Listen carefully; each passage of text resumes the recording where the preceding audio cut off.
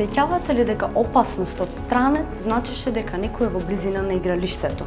Денес игралиштето е дигитално, а странците се во џебовите на вашите деца. Додека родителите се стремат да бидат во чекор со технологијата, тинејџерите често се неколку клика понапред. Годишно речиси 1 од 5 адолесценти на возраст од 13 до 15 години доживуваат сајбер малтретирање, а девојчињата се главните цели. Поминаа деновите кога озборувањата само остануваа во училишниот двор. Сега тие живеат онлайн и се шират со еден клик. Озборувањата сочинуваат 36% од инцидентите на сајбер малтретирање. Децата на возраст од 9 години кои сега секојдневно користат паметни телефони, честопати немаат соодветно дигитално образование, што ги прави ранливи, збунети, изолирани и лесни мети за онлайн предатори.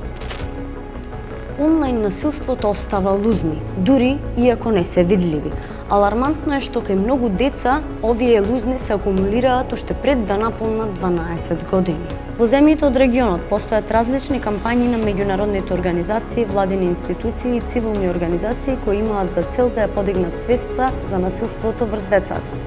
И покрај овие напори, во април 2025 година, Европол и Интерпол уапсија 39 сексуални предатори, но илјадници случаи из целиот Балкан остануваат недоволно пријавени.